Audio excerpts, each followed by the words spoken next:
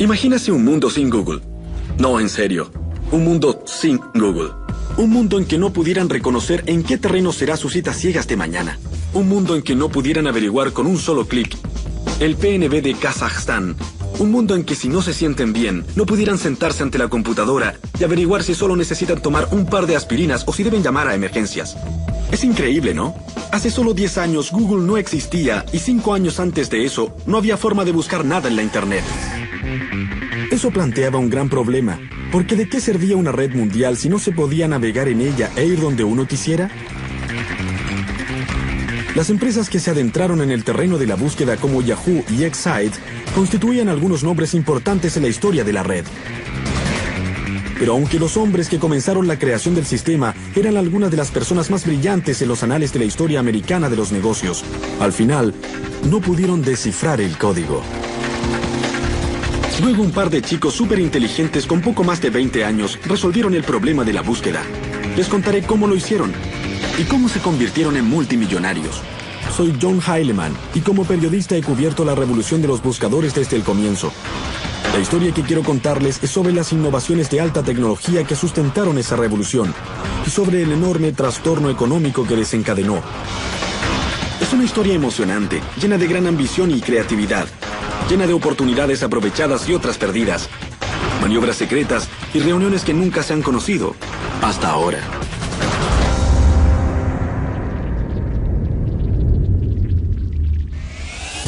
Si hoy en la red ingresan mi nombre, John Heilemann, en cualquier buscador, en un tercio de segundo podrán averiguar de inmediato que soy un periodista de revistas y verán un catálogo de prácticamente todo lo que he escrito.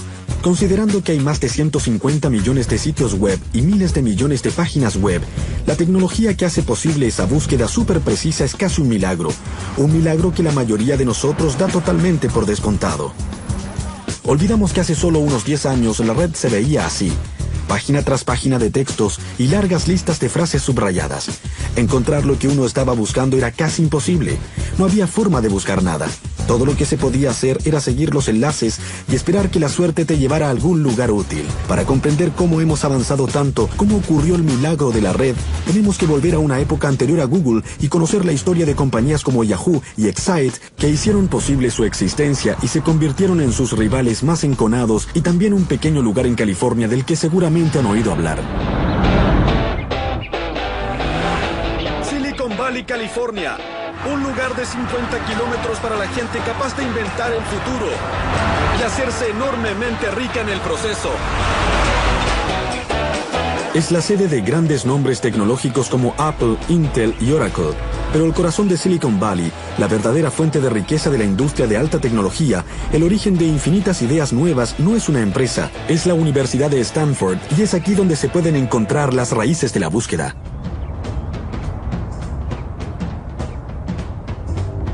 Tal vez piensen que les hablaré de algún laboratorio por aquí, con alumnos sobresalientes y un superprofesor que estaban inventando un nuevo chip mega rápido o una supercomputadora que conquistaría todo el valle en un segundo, lo que es cierto, pero eso no nos interesa. Lo que sí nos interesa es la historia de Jerry Yang y David Filo, a quienes su profesor dejó por su cuenta cuando él se tomó un año sabático. Profesor de ingeniería, en año sabático. Mientras Jerry y David buscaban qué hacer, se les ocurrió uno de los mejores negocios de los Estados Unidos y los hizo multimillonarios. Hoy su compañía se llama Yahoo y es uno de los sitios con más tráfico de la red.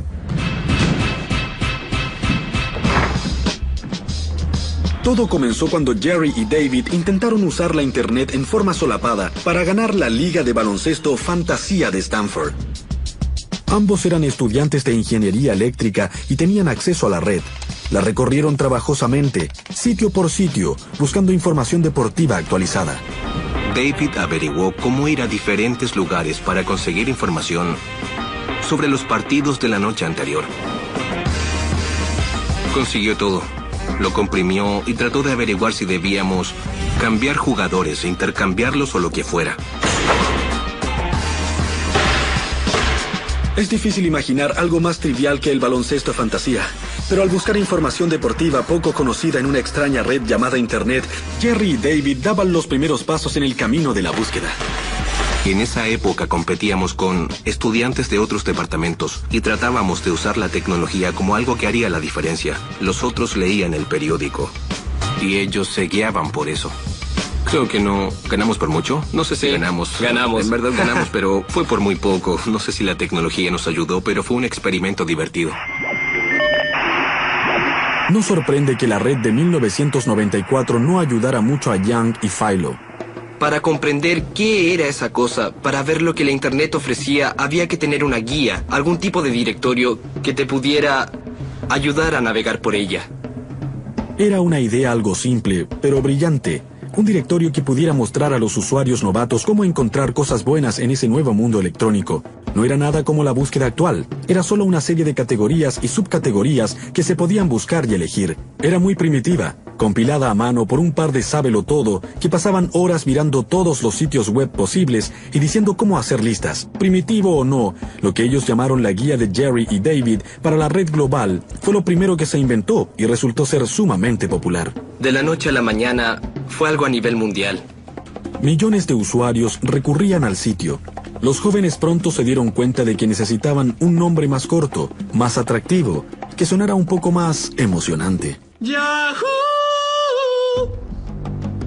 Yahoo fue una gran idea, pero eso no es suficiente para convertirse en una gran compañía. Se requiere dinero, y mucho. Pero como todos saben, el dinero abunda en Silicon Valley. La mayor parte proviene de estos edificios a lo largo de Sand Hill Road, oficinas de muchos de los legendarios capitalistas del valle. No sé qué esperaba ver la primera vez que vine a este lugar. Tal vez calles pavimentadas de oro, pero encontré esto. Construcciones para oficinas al estilo de un pueblo alpino. Detrás de esas puertas están los capitalistas de riesgo.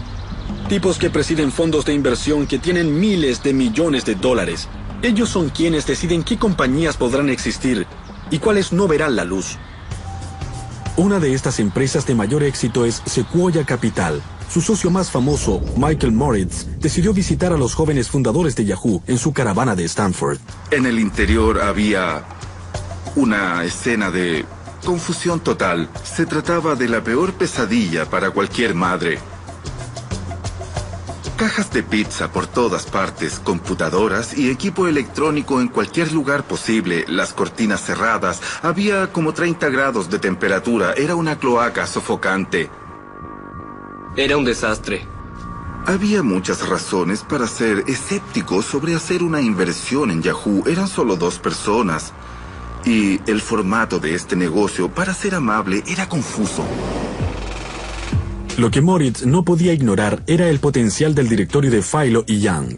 Nos pareció sumamente evidente que cualquiera que ofreciera un servicio que actuara como guía para desentrañar cosas que eran muy difíciles de encontrar, con el correr del tiempo, tendría el potencial de llegar a ocupar un terreno estratégico. Moritz invirtió $2 millones en el sitio de Young y Philo, pero era un riesgo que se basaba casi en un presentimiento. Había gran cantidad de gente visitando el sitio de Yahoo, pero no era en absoluto obvio de dónde vendrían las ganancias. Teníamos una compañía, pero debíamos intentar ganar dinero porque no teníamos ingresos. En realidad, era aún peor. En esa época nadie en el planeta sabía cómo ganar dinero en la Internet, pero Yahoo cambiaría todo eso y en esa forma ayudaría a lanzar la fiebre del oro que pronto sumergiría a toda la red. En el año 2007, compañías buscadoras como Yahoo y Google generaron miles de millones de dólares en ingresos y ganancias, siendo la envidia de todos los empresarios del mundo. Pero en su inicio nadie usaba la red para hacer negocios o para el comercio. Algunos consideraban que la sola idea era una herejía o algo malvado. Recuerdo nítidamente los debates mientras la red trataba de definirse en forma cultural. A mediados de los 90, el centro cultural de la red no estaba en Silicon Valley, sino en este parque, al sur de San Francisco. La revista Wired y Hotwire, su hermana en línea, comenzaron un poco más allá. Y en esa época yo trabajaba aquí, y el argumento sobre la inminente comercialización de la red era intenso, y se reducía a una sola palabra: publicidad. La publicidad dividió la temprana comunidad de la red. Por un lado estaban los capitalistas de riesgo y otros financistas que pensaban que la Internet era un nuevo medio de comunicación, y estos siempre han sido financiados por la publicidad. Más de 100 años de historia de los medios de comunicación nos indican que si se logra reunir una gran cantidad de público en un solo lugar, entonces se podrán vender avisos. No era necesario ser un genio de los negocios ni una persona brillante para poder darse cuenta de una cosa como esa. Por otro lado estaban los utópicos, gente que veía la red como un lugar que prometía libertad. No era un ambiente comercial, la gente no era gente de negocios. Era solo un grupo de estudiantes universitarios, investigadores que estaban experimentando con todo esto. Pero Yang y Philo habían aceptado el capital. La idea era hacer un negocio, encontrar la forma para que Yahoo generara dinero, como fuera. Jerry y David estaban muy preocupados por las ramificaciones y las repercusiones de poner avisos en su sitio por temor a que eso fuera malo para los usuarios y que estos se rebelaran. Era un dilema muy serio para los fundadores de Yahoo. Si aceptaban la publicidad, perderían la simpatía de los usuarios, pero no había otras opciones viables. ¿Qué se podía hacer? En ese momento la publicidad parecía ser la mejor opción. Pero estábamos algo preocupados. Fue muy difícil, muy difícil. No teníamos idea de cómo se iba a recibir, si habría repercusiones, si ello fomentaría mucho cinismo acerca de lo que los intereses comerciales podían hacerle a ese medio ambiente utópico de información. A fines de 1995, Yahoo comenzó a aceptar avisos, y luego contuvieron la respiración y cruzaron los dedos. Los primeros avisos los pusimos con cierto temor, pero nos preocupaba si daría resultado. Pero la agonía resultó ser en vano. Los usuarios de Yahoo siguieron multiplicándose, y a más usuarios, más avisadores pagando más dinero para poner sus avisos dirigidos al creciente número de personas que los veían. Por primera vez, Yahoo había demostrado que era posible hacer dinero en la red. Fue un momento crucial de la historia y significaba una cosa. Había comenzado el boom de la red.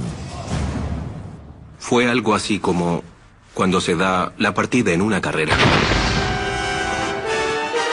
Para el año 1996, Yahoo enfrentaba varios rivales que estaban ganando terreno. Infoseek, Altavista, Lycos. Pero el rival más temible de Yahoo era una compañía llamada Excite. Superficialmente, Excite se parecía mucho a Yahoo. Era otra compañía de búsqueda que comenzaba por otro grupo de chicos de Stanford. Funcionaban en una pequeña casa, en vez de una casa rodante de universitarios. Pero la tecnología desarrollada por Excite era bastante más sofisticada que la que tenía Yahoo. En vez de una lista de sitios, compilada y clasificada en categorías por seres humanos, Excite era puro software. Cuando se escribía la pregunta, el servicio revisaba la red buscando páginas que tuvieran la palabra ingresada. Era una versión más rudimentaria de lo que hoy consideramos una búsqueda. Cuando empezamos, éramos el número 17 en una carrera de 17 caballos. Y sabíamos que en un año más seríamos número 1 o 2 o que estaríamos muertos. La avaricia dominó todo. La ambición, el entusiasmo eran evidentes. En 1997, la Internet estallaba, mientras millones de personas se ponían en línea para ver de qué se trataba todo esto. Compañías como Yahoo y Excite estaban muy ocupadas convirtiéndose en lo que se conoció como portales, lugares llenos de diversión, correo electrónicos y salas de chat. Eran carnavales en línea, llenos de tentaciones, baratijas y burbujas, diseñadas para convertir a los usuarios en una audiencia cautiva. Hizo que todos se dedicaran a la innovación extrema, a la competencia extrema, y terminó siendo una forma de vida muy intensa e insostenible. Era un golpe tras otro. Nosotros lanzábamos la personalización y Yahoo también lo hacía. Yahoo lanzaba el correo electrónico y nosotros también. Uso Yahoo para escribir un libro sobre chasquear los dedos. Los primeros años fueron un tanto confusos. ¡Ya! Nadie sabía la dimensión que alcanzaría. ¡Muy bien!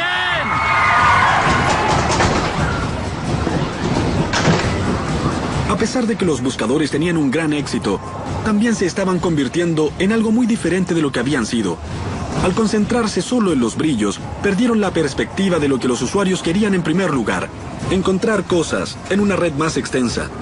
En otras palabras, los buscadores dejaron de preocuparse de la búsqueda.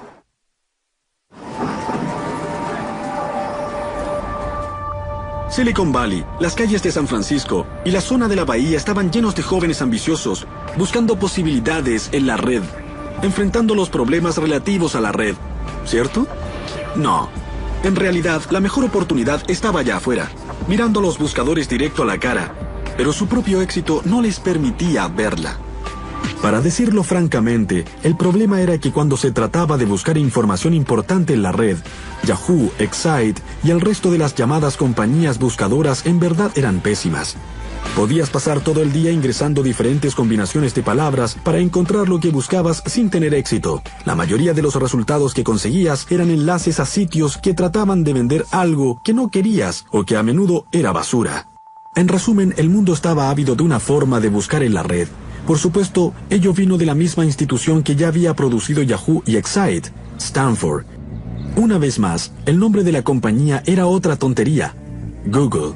Un derivado de la palabra Google, un término matemático de 10 elevado a la centésima potencia, y una vez más, los fundadores eran un par de sábelo-todo escasamente socializados, Larry Page y Sergey Brin. Se conocieron en la primavera de 1996, en una gira guiada por San Francisco para alumnos de posgrado de Stanford. Sergey guiaba la gira, un chico ruso-americano con una actitud afectada. Creo que tenía 19 años, lo que, en verdad, es muy joven para un estudiante de doctorado. Recuerdo que era bastante especial. Una persona que contesta muy rápido y ve las cosas de cierta manera. Larry era uno de los estudiantes en la gira ese día. Venía del centro del país y era hijo de un académico. Su mayor logro había sido construir una impresora con piezas de Lego. Es una persona sencilla, callada. No es del tipo de persona que al conocerla dices, vaya, sino que dices, es un tipo buena gente. Fue el amable Larry el que tuvo la idea genial que convirtió la búsqueda en algo mágico y lanzó Google. Dadas las consecuencias de gran alcance de esa idea, tanto sociales, culturales y económicas, se podría pensar que es algo sumamente complejo, pero en realidad, básicamente es muy simple. Su idea comenzó con la noción de que la red era un continuo concurso de popularidad por sí misma, y que el número de veces que una página web era vinculada con otros sitios, esto podía medir la posible utilidad y relevancia. Page creía que un enlace de un sitio a otro era una especie de recomendación, y él y Brin construyeron el primer motor de búsqueda de Google basándose en esa idea, como lo indicaron en un artículo académico de 1998 que ahora es famoso, comillas. En esencia, Google interpreta un enlace de la página A a la página B. Con un voto a la página A por la página B, Google evalúa la importancia de la página por los votos que recibe, cierre comillas.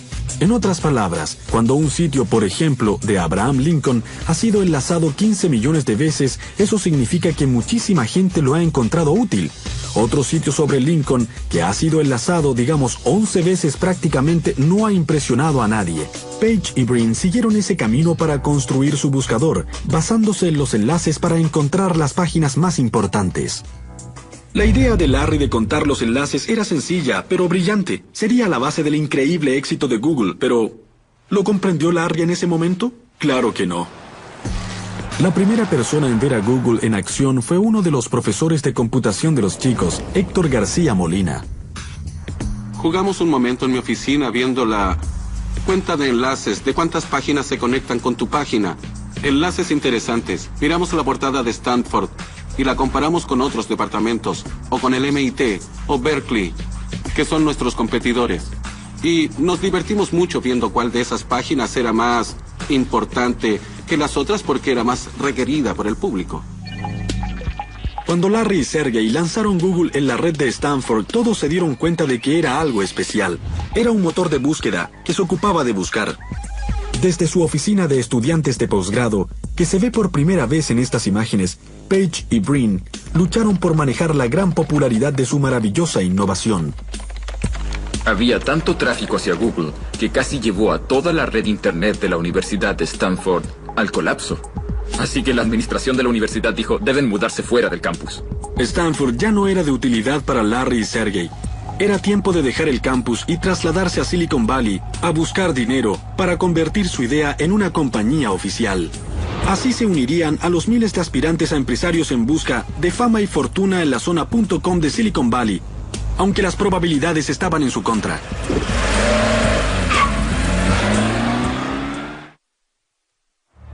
Hoy vemos a Google con un valor de mercado de más de $200.000 millones.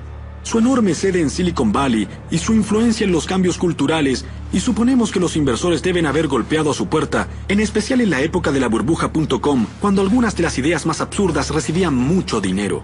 Pero en esa época, la reacción entre los hombres que tenían el dinero no era decir, sí, no hay problema, sino que era, oh, vamos.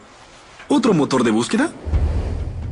Una de las pocas voces que disentían en este coro de dudas era la de Vinod Khosla, un capitalista de riesgo de gran éxito, gurú tecnológico y uno de los cofundadores de Sun Microsystems. Los conocí, me cayeron muy bien y les dije que quería trabajar con ellos de alguna forma, así que los presenté en Excite. Y dije, este es un excelente buscador con un enfoque mejor. Para Khosla, la lógica era muy sencilla. En esa época era un inversionista en la compañía de búsqueda Excite, y pensó que si Excite compraba o conseguía la licencia de la tecnología de búsqueda de Google, eso les daría una ventaja contra su archirrival Yahoo, que ganaba toda batalla contra sus oponentes en la guerra de los portales. Si Excite no quería ser aplastado por los ejércitos de Yang y Philo, necesitaba más municiones.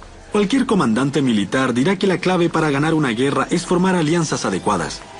Con la esperanza de que Excite se uniera a Google, Khosla reunió a Graham Spencer, el jefe tecnológico de Excite, y también a Larry y Sergey en este restaurante de sushi. Los chicos de Google llegaron con la esperanza de asegurar la supervivencia de su proyecto. Comprobaron que sus resultados en la búsqueda eran mucho mejor que los de Excite. Trajeron sus laptops y le mostraron los resultados a Spencer. Spencer le habló al director ejecutivo de Excite, George Bell, sobre la tecnología de Google, al igual que Khosla. Hubo mucha resistencia. Y siempre dijeron, con una visión bastante rígida, que la búsqueda era algo genérico, que ellos podían hacerlo, que eran casi tan buenos y que no importaba.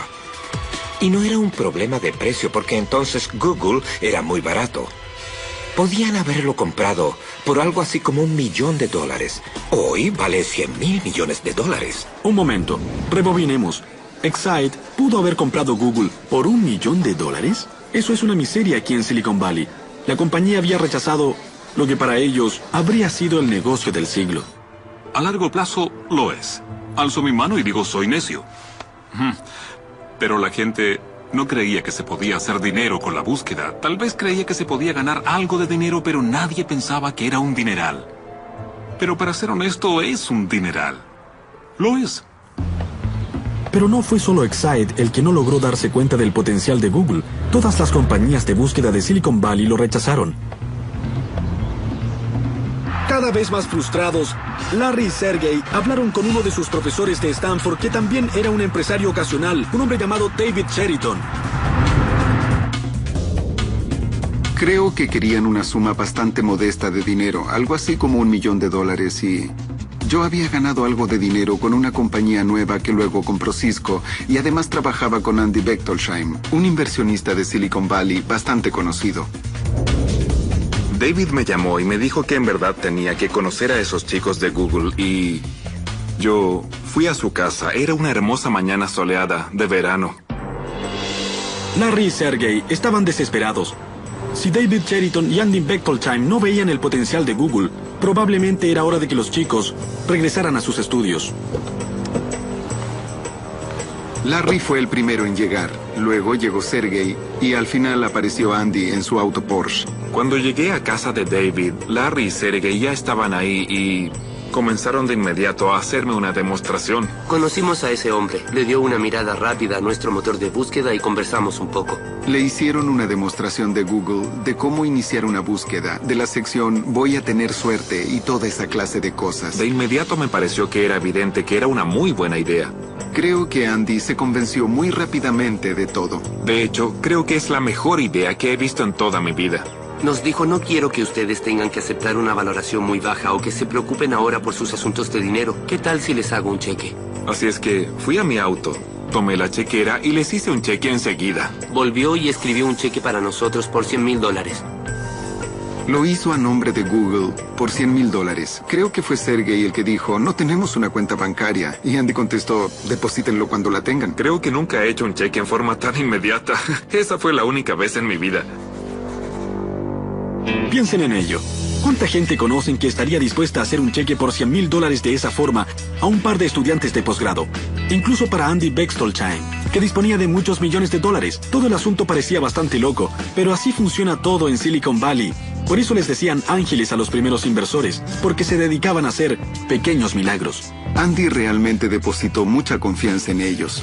Confió en que no se fueran a México con el dinero, pero recuerdo que se fueron con un nivel bastante alto de entusiasmo, dando la impresión de que lo harían. A la inversión de Bechtolsheim le siguieron cheques de otros ángeles que totalizaron $1 millón. $1 millón debió parecerles mucho dinero a dos estudiantes que subsistían de comida rápida. Pero muy pronto Larry y Sergey se darían cuenta de que $1 millón no era nada para Silicon Valley. Este hombre de figura delgada como Clark Kent es John Doerr. Es posiblemente el capitalista más famoso y de mayor éxito de Silicon Valley. Y ha financiado a Sun, Compaq, Netscape y Amazon.com. Es oficialmente el hombre con el toque de Midas, de modo que seguramente era inevitable que Page y Brin terminaran frente a su puerta.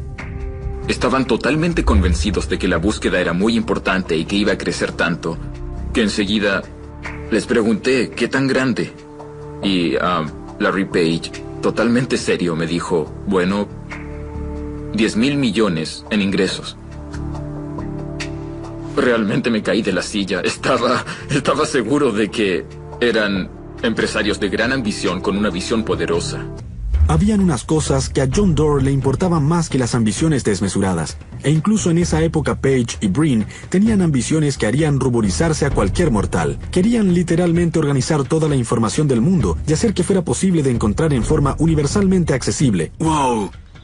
A comienzos de 1999, John Doerr me llamó para que viniera a su oficina porque deseaba mostrarme algo. No tenía idea de lo que estaba hablando, pero cuando John Doerr llama, uno va. Me dijo que me sentara detrás de este escritorio y que había invertido en una nueva compañía, en una empresa de búsqueda.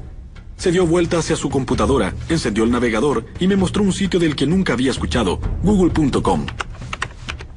La diferencia era asombrosa, al igual que la gran sencillez de Google, y los resultados fueron notablemente acertados. Giré hacia Doerr y le dije, «¡Wow! Es impresionante! Pero no hay avisos a los costados ni nada que se le parezca. ¿Cómo podrá ganar dinero esta cosa?» Doerr me contestó, «Estos chicos resolverán el problema más difícil de la Internet, y si no podemos ver cómo hacer dinero con ello, no deberíamos estar en este negocio». Pero ingeniárselas para ver cómo convertir a Google en una empresa rentable no fue nada fácil. Y mientras los días se convertían en meses sin un modelo de negocio definido, los capitalistas estaban cada vez más intranquilos. Nadie contaba con medios para mantenerse asociado a Google. No había dinero cambiando de manos. Y los fundadores tenían que contratar gente. Tenían que pagarle a esa gente. Debían comprar equipos para poder suministrar el servicio. Y todo eso requería dinero. Todos los meses cerca de $500 millones salía por la puerta de Google. Lo que quería decir que los $25 millones en el banco no iban a durar mucho. La solución más obvia era seguir el camino de Yahoo y Excite y poner avisos, pero Page y Brin se negaron a tomar el camino fácil y se decidieron por algo más valeroso y con mayor visión futura. No resistían la idea de que Google se convirtiera en otro portal abarrotado. Querían asegurarse de que la gente disfrutara de una gran experiencia, pero también querían que los avisos tuvieran sentido para los usuarios. Page y Brin no estaban en contra de los avisos en sí mismo, pero querían que estuvieran más relacionados con la red. Pero no podían imaginar cómo hacerlo. Sin embargo, se estaban quedando cortos de tiempo y de dinero, así que, dando el paso más controvertido en la vida de la joven compañía, encontraron la solución al problema al más puro estilo Silicon Valley.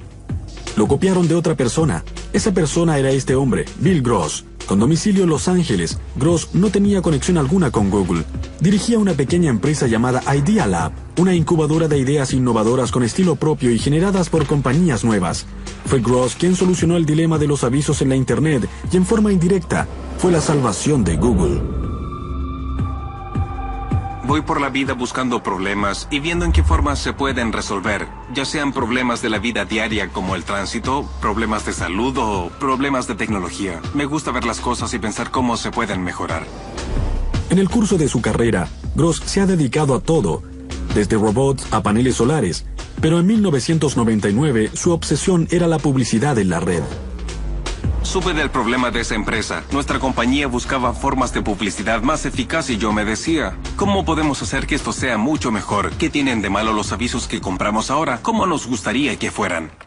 La idea de Gross era brillante en su sencillez, tal como la idea de Page de contar los enlaces. Comenzó cuando se dio cuenta de que cuando alguien hace una consulta, no solo le está diciendo al mundo qué es lo que le interesa, sino que también está diciendo qué es lo que le interesa comprar. Si ingreso las palabras Bob Dylan, estoy diciendo al menos que siento curiosidad por él y que tal vez quiera comprar su nuevo álbum. Si toman esa información y la de otros nombres de músicos que he consultado en Google, tendrán una imagen detallada de mi persona como fan de la música. Es una información muy valiosa para el negocio de la música. Eso fue lo que visualizó Bill Gross, captando antes que nadie que un motor de búsqueda sería la herramienta de mercadeo más poderosa y más eficiente del mundo. En jerga técnica, las palabras que uno ingresa en un buscador se llaman palabras clave, y Gross se dio cuenta de que podían valer una fortuna. Las palabras clave son el futuro del negocio. Son muy valiosas porque cuando una persona ingresa una palabra clave en un motor de búsqueda está abriendo una gran ventana a su mente y a la intención que tiene en ese momento. Si escribe más de una palabra, es sumamente valioso. Gross creía que podía vender palabras claves a los avisadores. Por ejemplo, BMW podría pagar bastante para asegurarse de que cada vez que alguien ingresara la palabra auto, apareciera un enlace al sitio BMW en la búsqueda. Pero incluso entre la propia gente de Gross, la idea de pagar por lugares parecía inaceptable. A algunas personas en la reunión no les gustó nada. Pensaban que era una mala idea y que nadie la aceptaría. Yo les dije, vamos, es como las páginas amarillas. Piensen en lo útiles que son. Dejé la reunión, corrí a la oficina y regresé con las páginas amarillas. Las puse sobre la mesa y dije, miren esto, miren lo útil que es. Si buscan algo aquí, hay solo avisos pagados. Eso es lo que quiere el cliente cuando busca un plomero. ¿Por qué no hacerlo con un motor de búsqueda? Pensar que la búsqueda podía ser como las páginas amarillas resultó ser una gran idea. Finalmente, Gross convenció a los escépticos de su compañía y en 1998 lanzó un sitio basado en palabras claves y enlaces patrocinados, que se conocería con el nombre de Overture. Fue un éxito instantáneo. El director ejecutivo de la compañía me dijo, estamos manejando millones de microtransacciones. Somos tan grande como la compañía de teléfonos en transacciones. Era increíble. Ahí me di cuenta de lo grande que era esto. Lo que Gross no sabía es que en Silicon Valley estaban observando sus movimientos y que Google consideraría su idea como la solución del dilema de su modelo de negocios. Larry y Sergey encontraron un pequeño sitio llamado Overture que estaba creciendo muy bien con listas de patrocinadores. Y creo que fue en especial Larry el que pensó que eso ofrecía un camino de negocios que Google podría adoptar como solución al problema. Los creadores de Google se reunieron con Bill Gross más de una vez. Gran parte de la historia de los negocios se determina en reuniones privadas, entre titanes a puerta cerrada. Conocí a Larry y Sergey y hablamos con ellos sobre encontrar alguna forma de unir la gran monitorización que tenía GoTo y los increíbles resultados de búsqueda que obtenía Google. Hablamos varias veces de diferentes formas de incorporar ambas cosas. A veces las reuniones terminan con ambas partes saliendo del brazo, pero otras veces no es así. Y eso pasó con Google y Overture. Lo que ocurrió exactamente sigue siendo un misterio, pero tenemos una idea muy clara. Primero, Larry y Sergey dejaron las reuniones sin llegar a ningún acuerdo, y un poco más tarde, Google lanzó un servicio llamado AdWords que era sumamente parecido a Overture. ¿Les parece sospechoso? Claro que sí. Gross demandó a Google por ese parecido y la apropiación que sugería, pero finalmente ambas partes llegaron a un acuerdo fuera de los tribunales. Una cosa es segura, el arreglo incluía suficiente dinero en acciones de Google, hecho que contentó mucho a Bill Gross. Pensamos que podía ser algo bueno, pero nunca creímos que tendría ese impacto y ese alcance y que se convertiría en un valioso modelo económico en línea. Google hizo cambios importantes a la idea original de Gross. Principalmente separó los avisos de los llamados resultados de búsqueda orgánica. Miren la página de Google que ya todos conocemos también. Aquí está la casilla donde se hace la pregunta. Estos son los resultados sin contaminar generados por el algoritmo de relevancia de Google. Y aquí arriba a la derecha están los avisos, enlaces en azul patrocinados por las compañías que los pagaron. Es aquí donde Google ha generado miles de millones en ganancias en los últimos años. Sin duda era una mejor experiencia para el usuario que llegar a un sitio web que más bien parecía ser la calle 42 o Times Square a las 2 de la madrugada. Pensaron que también sería mejor para los avisadores porque significaría más negocios para ellos. Esa fue una visión maravillosamente astuta, increíble y sorprendente a comienzos del año 2000. Lo que Google hizo no fue solo diseñar un camino para su propio éxito comercial. Estableció las bases para el despegue astronómico de la publicidad en la Internet. De pronto, con AdWords y servicios similares de Microsoft y Yahoo, cualquiera que quiera vender sus mercancías en línea, desde un Toyota a un pastor que quiere vender alfombras de piel de cabra, tiene a su disposición un medio extremadamente eficaz de llegar a un mercado global. Ahora comprendemos que la economía de la Internet estaba naciendo, con Google como su actor principal. El 19 de agosto de 2004, Google salió a la bolsa y puso sus acciones en venta en el mercado de valores de Nasdaq. Los 5 años anteriores, la compañía había subido de un ingreso de cero a la asombrosa suma de $3.000 millones anuales y se había convertido en un nombre muy conocido. La oferta pública inicial de Google causó un frenesí de conjeturas y anticipación entre aquellos que rogaban que pudiera revivir un sector que aún cojeaba después de la caída de las empresas .com. En Silicon Valley, en esa época con frecuencia se veía una pegatina que decía: por favor, denos una burbuja más. Pero la forma en que Google manejó su oferta despertó la ira de muchos e hizo hablar de un día fatídico y un desastre potencial. Recuerdo que esa mañana estaba en una sala de reuniones con televisión mirando la CNBC y hablaban de que sería una oferta terriblemente poco exitosa y con escasa posibilidad de que tuviéramos éxito. La controversia respecto a la oferta pública inicial surgió del hecho de que Google había elegido un proceso de remate poco convencional para vender sus acciones, y ello había enajenado a gran parte de Wall Street, que se beneficiaba bastante de la forma convencional de hacer negocios. La actuación de Google para despertar el interés de la comunidad financiera le significó críticas terribles. Los ejecutivos de la compañía parecían arrogantes y poco comunicativos. La oferta pública de Google fue un gran tema en los medios de comunicación financieros y había muchas fuerzas poderosas en Wall Street que creían que esa no era la forma en que querían que se hicieran las ofertas públicas. Los grandes de Wall Street estaban en esa sala de reuniones en la torre Nasdaq, en Times Square, así como John Doerr, Eric Schmidt, Larry Page y yo. Había mucha tensión, y lo único que la aflojó fue cuando Larry sentó su humanidad, que sería multimillonaria, en un plato de crema. Era surrealista. Había una enorme pared de píxeles y gráficos y se podía sentir que toda la economía del mundo se deslizaba frente a tus ojos. Y luego Larry y Eric subieron al escenario. Había una gran expectación respecto a la apertura del mercado.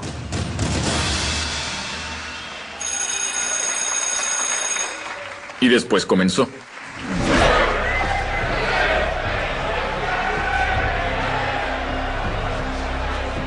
Entonces a mediodía comenzó todo y la primera transacción fue a $100, 15 más que el precio del día anterior y no bajó de eso.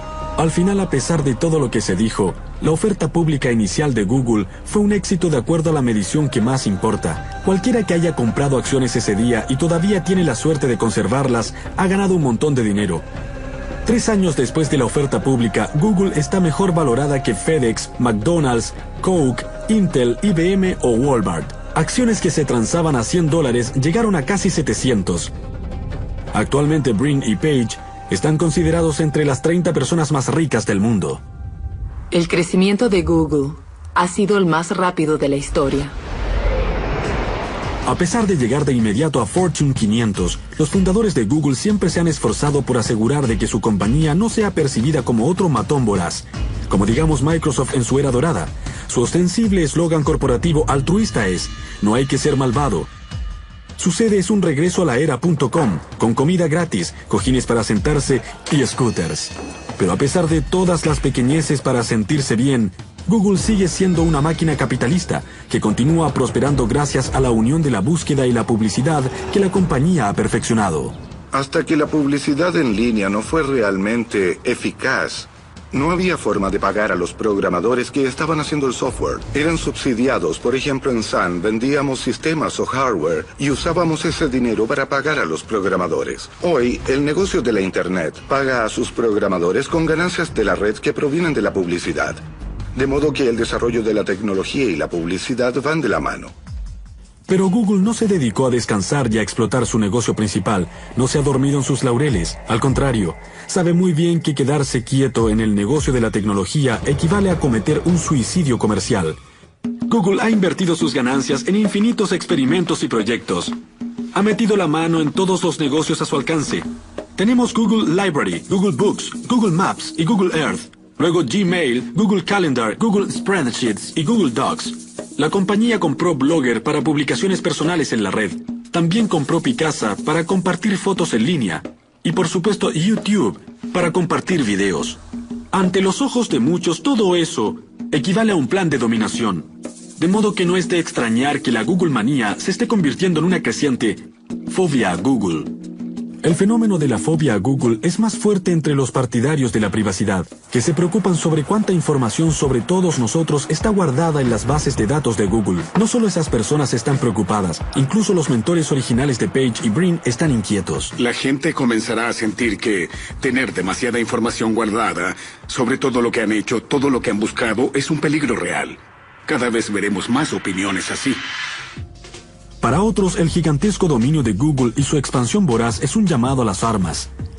Aunque Excite se acabó hace tiempo, Yahoo ha mejorado su búsqueda y sus ofertas de publicidad. Microsoft, una compañía conocida por no rendirse jamás, por llegar tarde a la fiesta, pero siempre ser la última en irse, también se ha impuesto como misión derrocar a Google.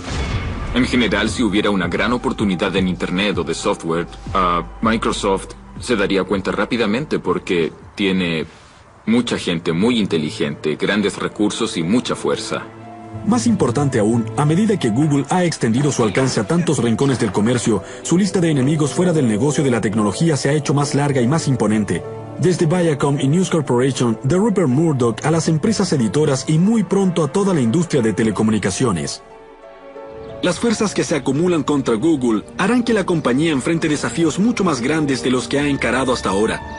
Para que Google continúe su crecimiento meteórico, Larry y Sergey y el resto de los Googlers tendrán que ser ágiles, innovadores e infinitamente creativos. La historia de la alta tecnología indica que las compañías, sin importar su grandeza, cometen errores muy graves, y aunque a Google no le ha ocurrido, igualmente le sucederá.